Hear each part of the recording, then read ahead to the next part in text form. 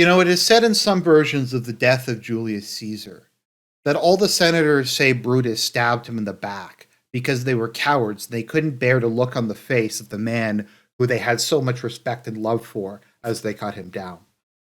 Brutus, on the other hand, respected Caesar, saw him like a father, and stabbed him in the belly so he could look at him in the face as he killed the man who had done so much for him. And indeed, if memory serves, Caesar had said in his will that if Octavian was unable or unwilling to serve as his heir, Brutus would serve as his heir. And likewise, Joe Biden has followed in the steps of Brutus, and he has snaked Zelensky to his face.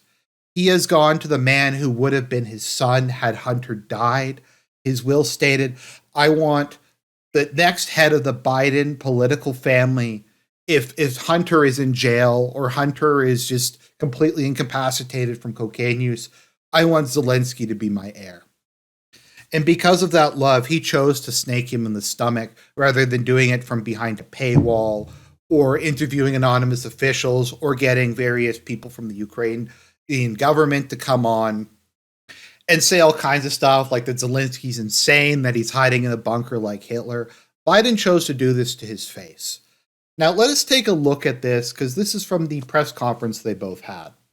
Now, I'd like to start off and turn to exhibit number 1. This is the White House's official transcript. Once again, a far-right biased source. Biden said to Zelensky, he said, I love you, but I cannot keep supporting you.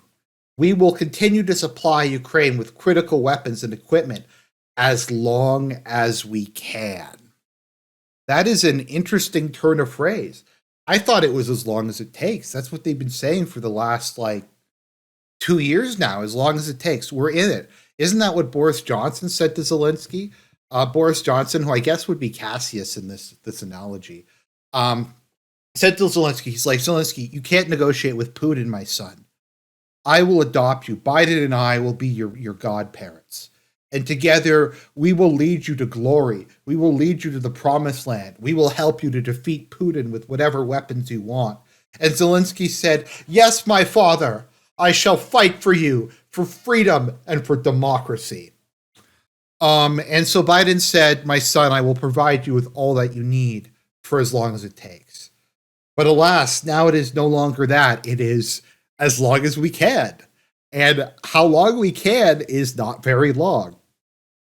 Without supplemental funding, we're rapidly coming to an end of our ability to help Ukraine respond to the urgent operational demands that it has. So as long as we can is basically like a month. It's like last month they're like, as long as it takes, Zelensky, we're going to be giving you money for years. Okay, we can't do that. It's going to be just for a month. It's over, man. It's Jover. Okay, so this is a response to a question. This is like when the Senate stood up and got Caesar ready for the vote, in which case they were ready. They had the dagger ready. Biden had the viper ready to shove in Zelensky's face, whereas the mainstream media were shoving vipers down the back of his pants. Thank you for taking my question, Ukrainian television. Many Republican voices doubt the ability of Ukraine to win the war. Senator Vance recently even told that Ukraine need to cede some territories to stop fighting. I don't think that's written very well.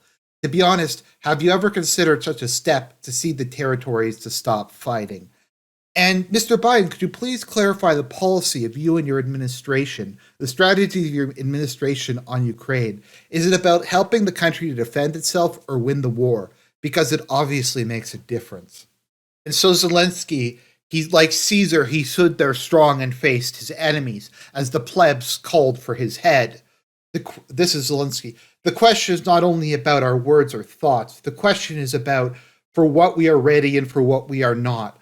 How Ukraine is able to give up its territories, that's insane, to be honest. We are mentioning God very often. This is not about Christianity because I'm like the one Jewish guy in a country that's like 99% Christian. We have our people there. We have our families there. We have our children there. That's part of Ukrainian society.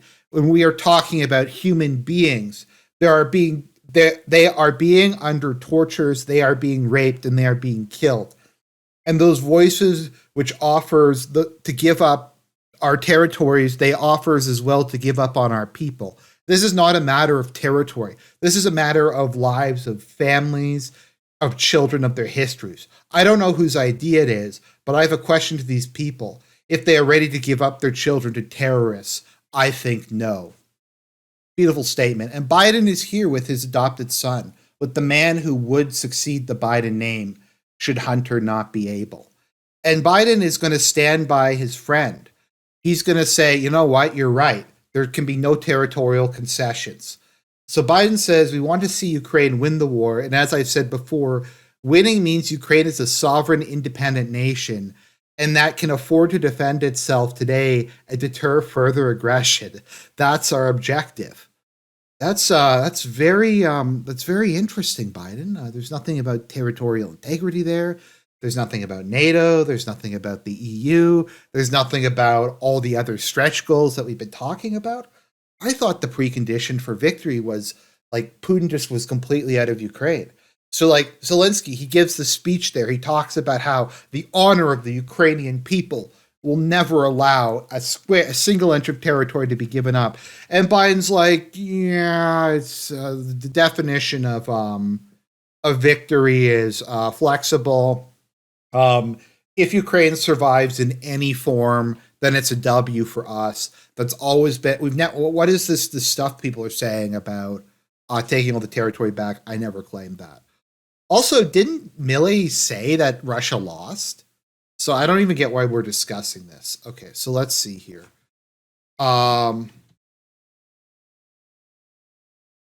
It's funny that Zelensky's complaining about Russian tanks going over the border. So Biden, however, could stop all of this. As Zelensky is being stabbed, he could, as the senators are coming in, he could tell them no. And as president of the United States, they would listen to him.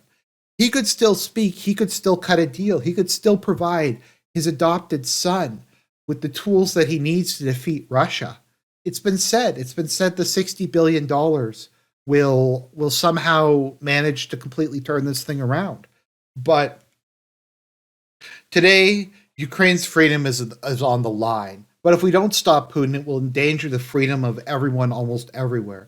Putin will keep going, and would-be aggressors everywhere will be emboldened to try to take that by force.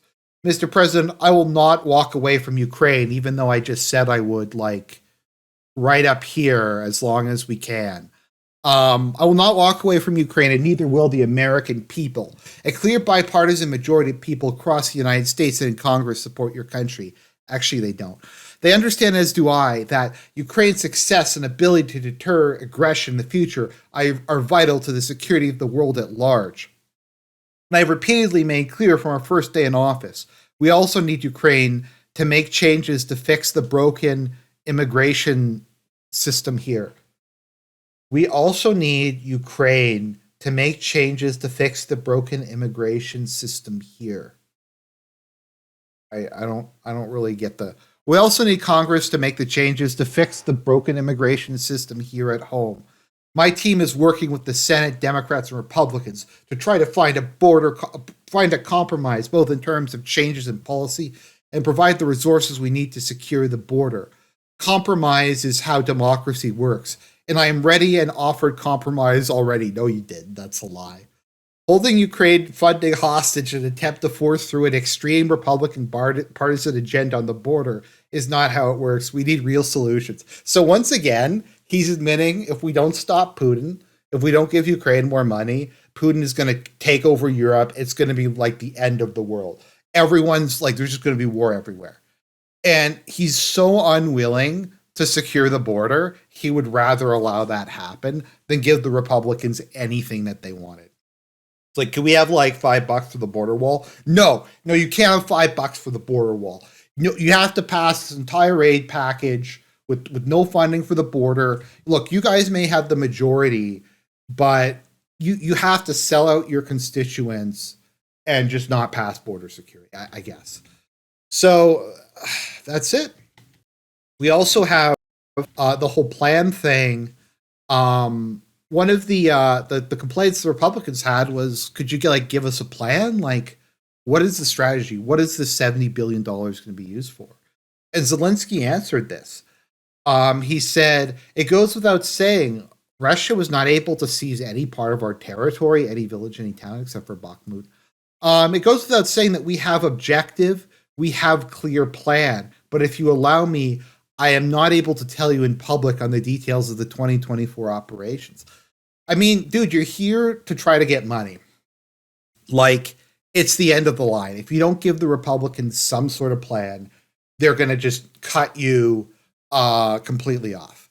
Like, couldn't they hire the guys who made the trailer for the big counteroffensive to make like a new trailer? Like the counteroffensive 2, just when you thought it was safe to go back into the Baltic or something like that. But, yeah, so basically the Republicans said Zelensky offered them nothing new. He offered them no plan. And like I said, Biden is so unwilling to secure the border. He's so unwilling to give the Republicans any kind of plan for how the money is going to be spent. He'd rather let Ukraine collapse and the world go to war over it. I think that says something, doesn't it? But Biden, to keep that border open, he had to sacrifice his son, the man who would have succeeded him after Hunter inevitably blows his brains out, either with cocaine or a gun, or dies in jail under mysterious circumstances before he could give testimony to Congress. But it's over. Biden snaked him to his face. We don't support Ukraine. It's as long as we can. And as long as we can is not very long.